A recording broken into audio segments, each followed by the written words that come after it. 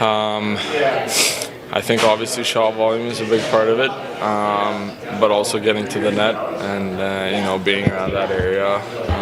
I think that has helped us, big time, and you can see it in a lot of games. During that 7-8 game stretch there, he scored quite a few goals. That's some of the things. I know it's not sustainable to score more than 4 goals a game like you were, but certainly the things that you were doing back then you're looking to kind of get back to.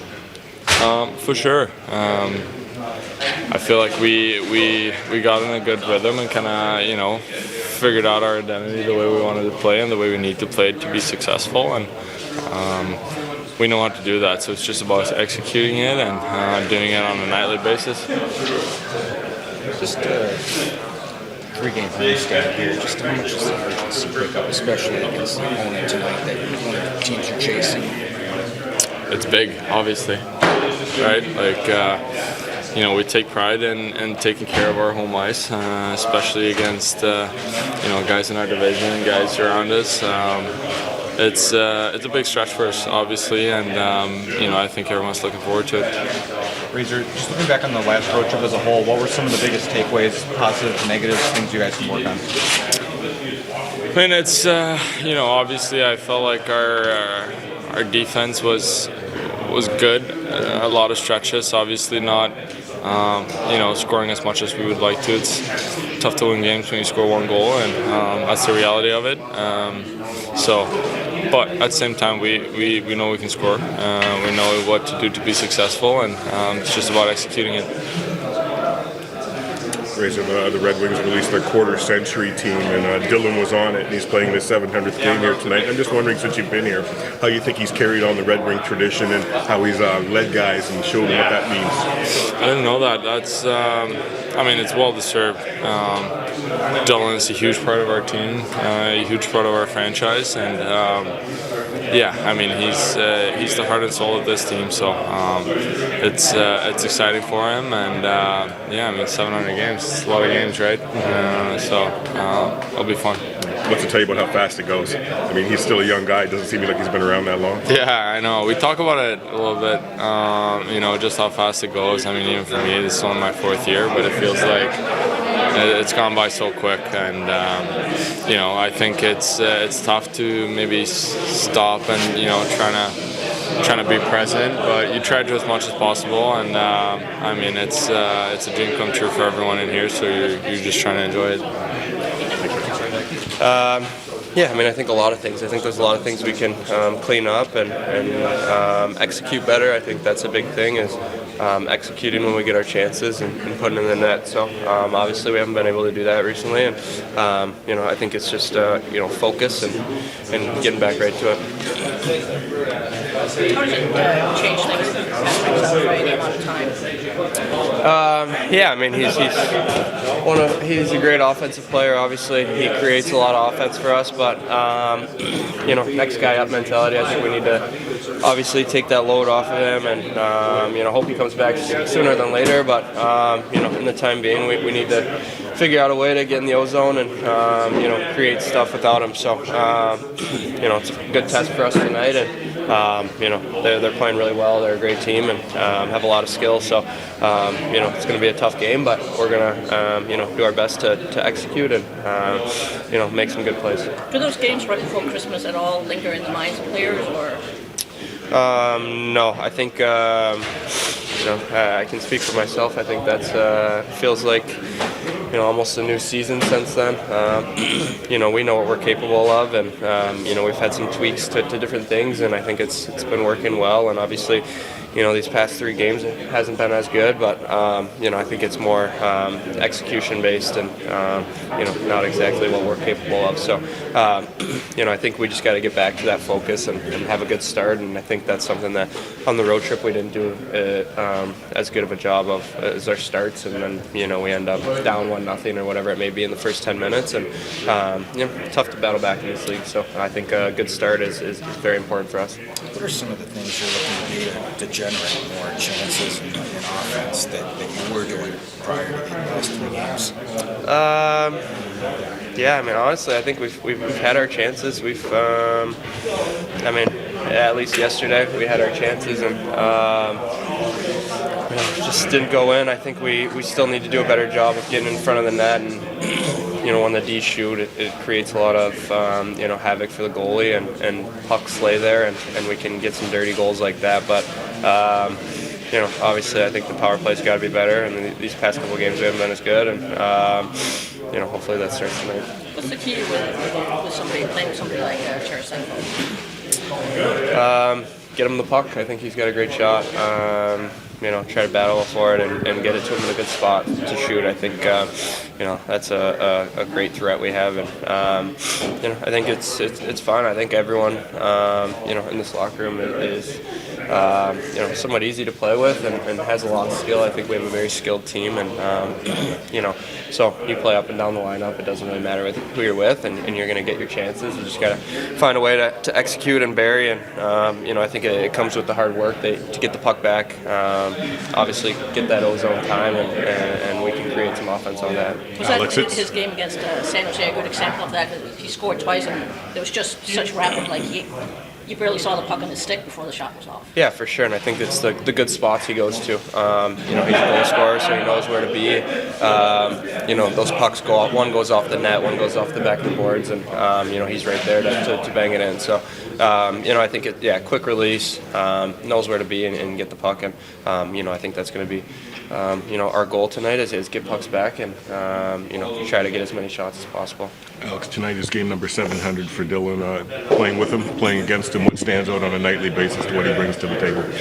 Yeah, I mean, I think he does it all. I mean, plays good in his D zone, and obviously can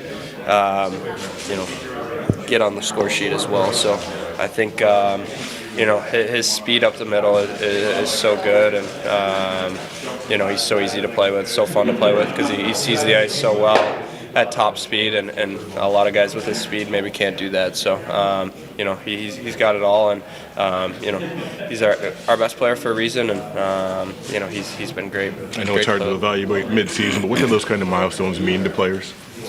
I mean it shows hard work. I think obviously. Coming into the league, you're usually, you're happy with one game, and then, you reach 100, and it shows, how long he's been here doing it, and, it's great to see guys hit that milestone, and it's special. I mean, playing in the NHL is such a privilege, and, for him to do it for 700 games is awesome. Morning. Todd, do you have an update on Kane? Yeah, he won't play tonight. Is it a day-to-day thing? Right now it is, yeah. Is it going back to the... Yeah, Dallas, started in Dallas, continued on in Philly. And, day-to-day for now. We'll see how he is tomorrow morning. What kind of discussions do you have with deciding then who's a good fit there instead? Well, we're starting to get to know the team a little bit better. It creates opportunity on a line, and it creates opportunity on the power play. And, so we have a plan. We'll use a player in that situation, but then there's a backup plan if it's not going well. We haven't scored a lot lately anyhow, so maybe it's time to shuffle it up a bit. You never want to do that at the cost of a player like Patrick Kane or anybody else, but he's not playing, and we got to find a way to get through it. And, opportunity is right in front of some players right now, so take advantage of it.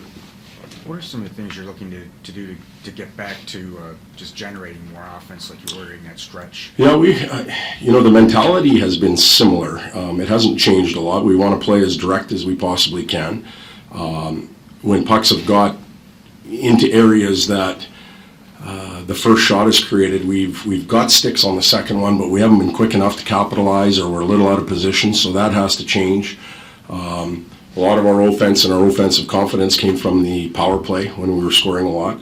So that has to get back to where it was. Obviously didn't have an opportunity in Philadelphia, and not that many in the 2 games prior to that as well. So, that's where some of the confidence comes from, and the feel good. I think when you start games like we did in Tampa and in Dallas, and you fall behind, it affects offense. You get a little more tentative. You don't want to make more mistakes because, hey, if we fall behind 2 or 3, then it's less likely to we're less likely to win, so then you start playing reserved and tentative.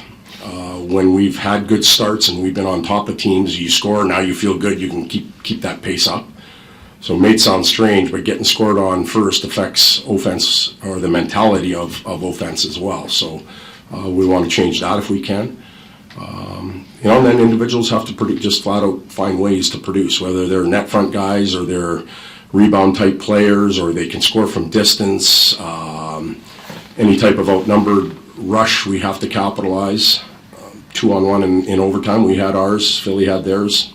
Difference in the game, really, when it was all said and done. In that respect, what do you need to see more from a guy like Vladimir Tarasenko? Well, Vladdy will be one of the guys that gets an opportunity to, with Patrick coming out, he'll get an opportunity. And I think he's been, we've all been waiting for him to blossom, and he's been waiting for this opportunity. So the two worlds collide now, and I think it's great for him to have the chance to blossom, if you want to call it that. He had this two-goal game. I thought he played fairly well on the road, just didn't get rewarded with a lot of offense, but the whole team was kind of like that, so it's not just one player. What have you seen from Montreal and how they've gotten to the run they've been on? Well, I think Marty's done an outstanding job. They have a ton of confidence right now. They're call them big boys or key guys, whatever you want to call them, are playing well. They're hitting on all cylinders. They're confident. I think when Patrick Galani came back in, it gave them a boost, both offensively and probably morale-wise, and they've capitalized on it, getting outstanding goaltending. So they're obviously very confident, and they're playing a good game. Game number 700 for Dylan tonight, Todd. What has he shown you up close in the better part of a month that you've seen and over the years competing against him? Yeah, he's a Red Wing, and that may sound strange. Well, of course he's a Red Wing, but he's 700 games Red Wing.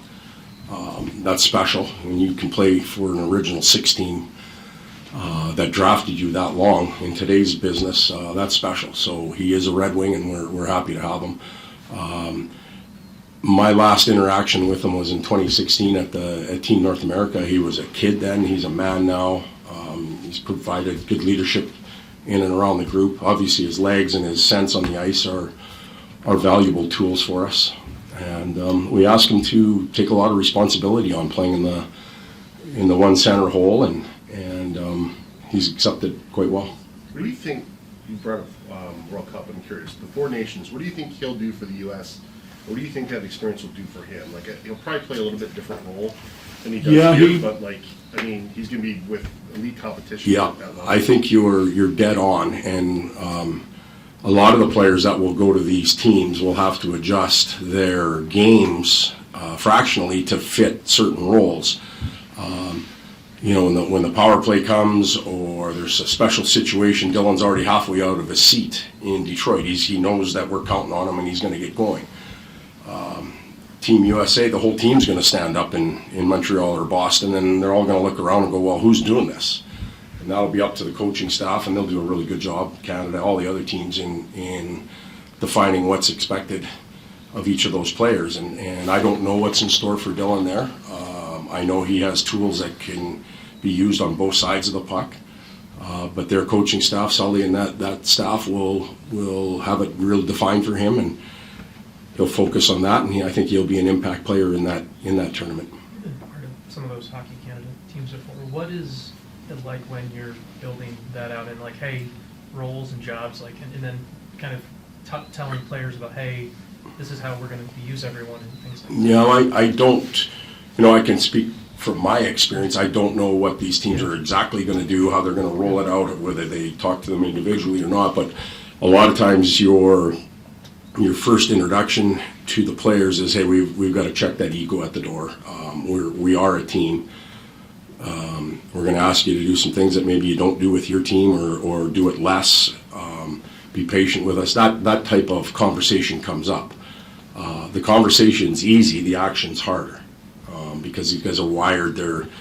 You call them racehorses if you want all these top-end players, and they want to go, and all of a sudden you're only playing 6 or 7 minutes. In comparison to 18 or 19, it changes the rhythm of your game. It changes how you feel. So the conversation's easy, the action's harder, in my opinion. Another one I wanted to ask you about, just because it's been big in hockey world news the past week is with Connor McDavid and how he deals with the extra attention on the ice and whatnot and everything. You saw him early in his career. What's kind of your view on how he handles that, having watched him as a young player when he was dealing it as a 19, 20-year-old, and now a little bit from afar? Well, first of all, I think he handles it outstanding. He has the spotlight on him from the opposition wearing equipment, from his own teammates to the fans in the stands to everybody in the hockey world. You turn on the TV. What did Connor do last night? That's the fishbowl he lives in. And when things happen like they did the other night, it's magnified because it's Connor. And I think that's a badge of honor, really, because the whole hockey world talks about you. When, could have been some other player, maybe of not the same stature, you wouldn't be asking me this question right now.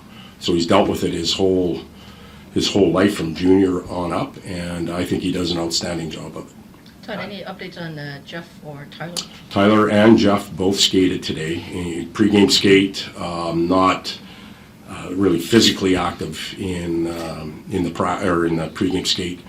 They're obviously not going to play tonight. We'll see where they are tomorrow, whether they can be involved in practice or not. I think later on the day, though, they'll be able to give us some feedback on how they felt.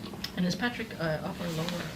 Patrick would be upper. You talked about all the ways you rely on Dylan. What does a guy like Marco get playing next to him and seeing that up close every day as he develops? Marco gets to experience what Dylan did 700 games ago.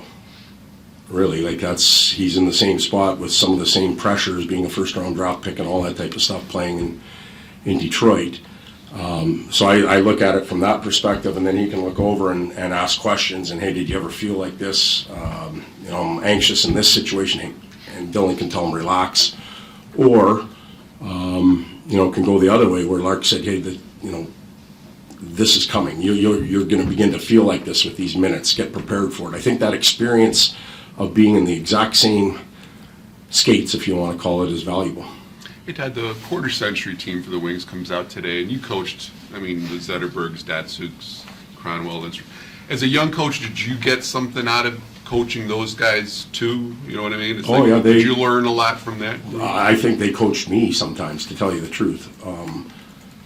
I often tell people that Pavel Datsyuk and Joe Pavelski, I think, were two of the best players for practice. And that's not just going out and doing drills.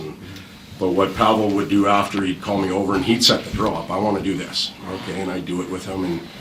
And he would, he could take the puck off the boards. He worked on that every day. He'd knock it down, take it off.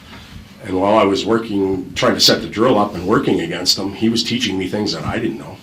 So coaches just don't teach the players. The players teach the coaches a lot if we're paying attention. And that's, whoever ends up on that team, there's a lot of good players to pick from. A lot of good teachers there.